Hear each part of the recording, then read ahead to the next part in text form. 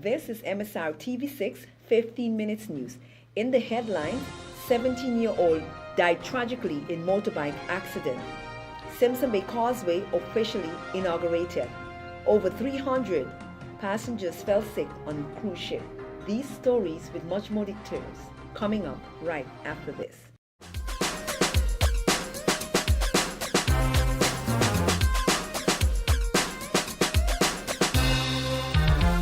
MSR Cable TV, simply the best. A former student of the French Quarter College is now dead after he fell off of his motorcycle in front of the French Quarter College on Friday morning.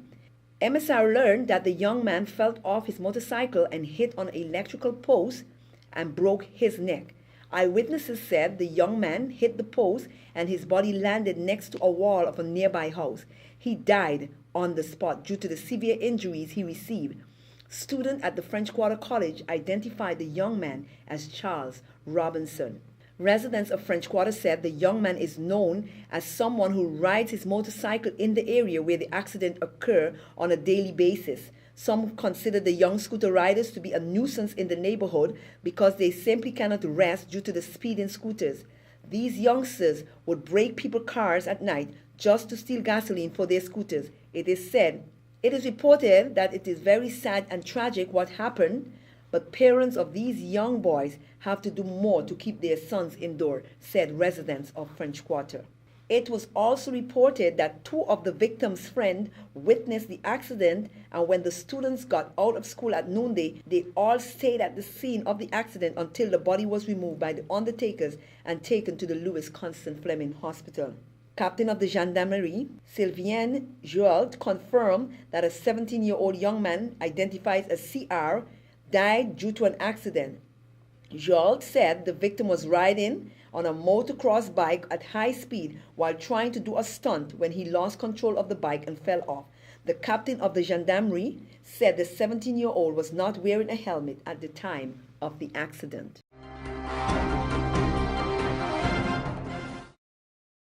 The official inauguration of the Simpson Bay Causeway took place with hundreds of government officials and invited guests, while the official invitees were the basic hooer of St. Martin's Society. Several other people descended on the Cold Bay side of the causeway to witness an impressive light show from the causeway, LED lighting system, and a 15-minute fireworks display. Several speeches were delivered by officials including Emsley Trump, President of the Central Bank of Curaçao and St. Martin, Mr. Mark Mingo, CEO of Harbour Group of Companies, and MP Maurice Lake, as well as Prime Minister Sarah Westcott Williams. MP Theodore Heiliger, who was showered with praises for his vision and beliefs in St. Martin, said St. Martin has resources to pull herself forward and upward, and all it needs is people to believe in her, said Heiliger to the more than 1,000 persons who attended the event, which was hosted by the Simpson Bay Lagoon Authority, SLAC. In his address, Heiliger said the moment after 6 years in the making was a very proud one for him, although he was accustomed to controversy and opposition. I still believe that the expansion and the renovation should be of the highest priority to government, and he reminded the crowd that standing at the inauguration would not be possible without good leadership and a vision for St. Martin in the 21st century. Today is truly a blessed day for all of us. It is a day I have personally been waiting for. It has been more than 6 years in the making. This causeway has grown from a mere line drawn across Simpson Bay Lagoon to a physical landmark that we all can be proud of, a landmark that improves our everyday life.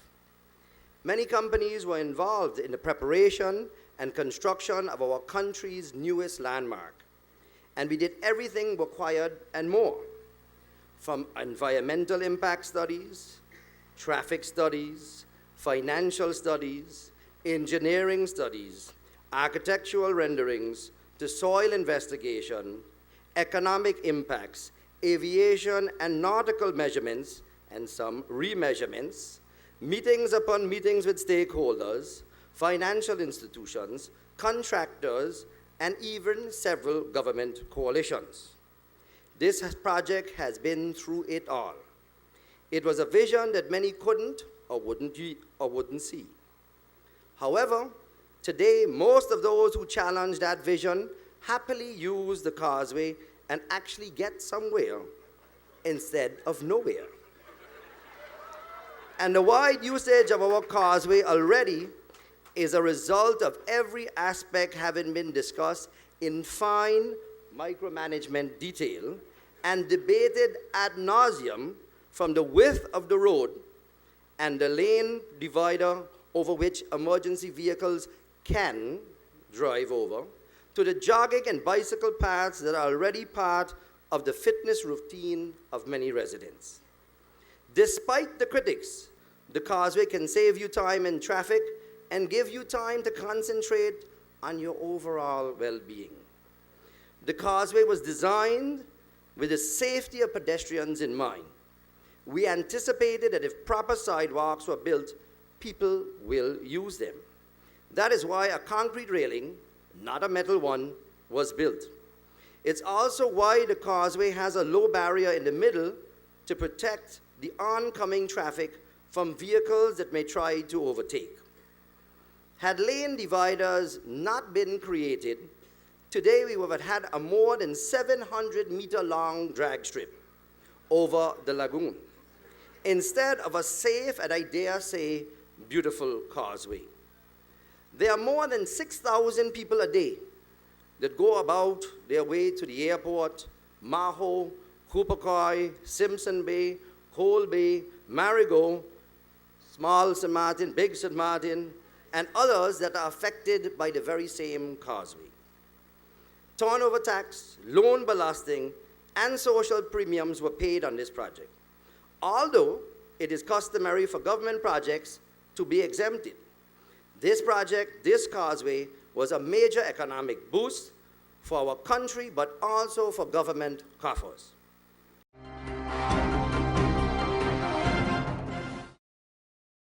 After more than 300 passengers and 22 crew members fell sick on the cruise ship Explorer of the Seas, the Collective Preventive Service, CPS, of the Ministry of Public Health, Social Development and Labor recommended to the medical officers on board of the Explorer of the Seas of Royal Caribbean Cruise Line that the vessel should bypass the port of St. Martin.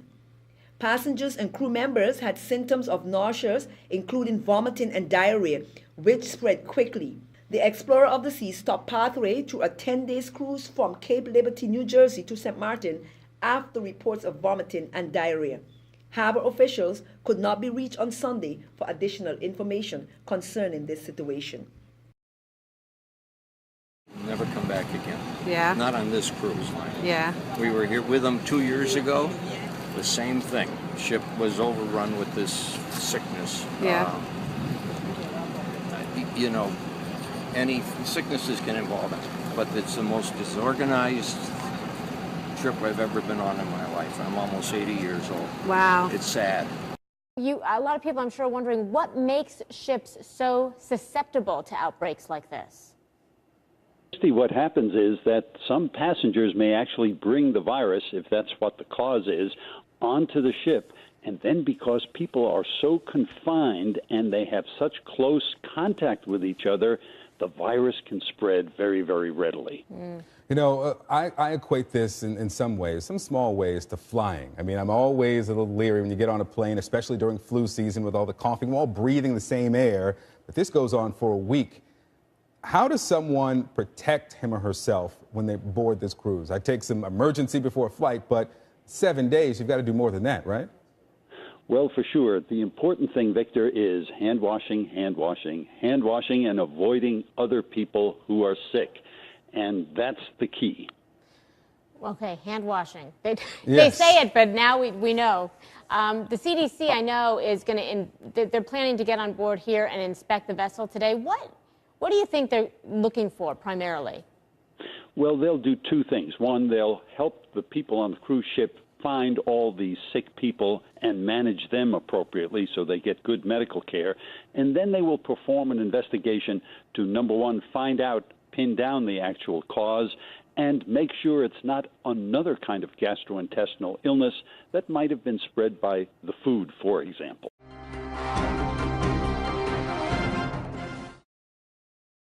And now for our police report. On Tuesday, January 21st, around 6 p.m., a lady came to the Phillipsburg police station and spoke to community police officer for the Cahill area and stated that she had received information that her 13-year-old son, who attended school on the French side of the island, was in possession of a gun. When he came home from school, she confronted him about the situation and demanded that he handed over the gun. At first, her son refused, and after a short struggle with him, she managed to take it away from him. She then handed over the gun to the community police officer, a 9mm pistol with fires, blanks, and 2 9mm spent shells. The gun can be used to threaten and scare people off. These items were immediately confiscated for further investigation. The community police visited the home of the lady on several occasions in order to deal with the teenager in regard to the case, but he was not on location. On Monday, January 20th, detectives arrested the man with the initials CR from Venezuela as a suspect in the attempt murder case which took place in Middle Region in August 2012. The suspect fled the island directly after committing this criminal act and has now returned. The suspect will remain in custody for further investigation. A second suspect, 17-year-old student, in the ongoing investigation regarding the student that was caught in school with a gun, was finally arrested. This incident took place on January 16. The arrest of the second suspect took place on January 23rd. Both suspects remain in custody for further investigation.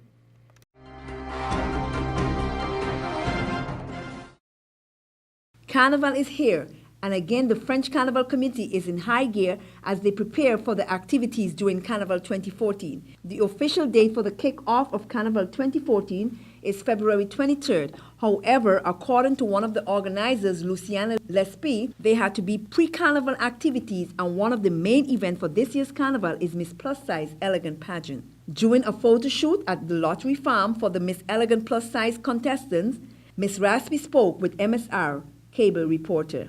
So this pageant, so we have 5 contestants this year. This pageant, the name of the pageant is the Miss Elegant Plus Size. It will be held on Friday, 28th of February 2014 at 8 p.m. sharp at the Carnival Village in Galleys Bay. Mrs. Spy, you said you have 5 girls. How did you go about choosing your girls, and what do you look for in Miss Elegant Plus Size?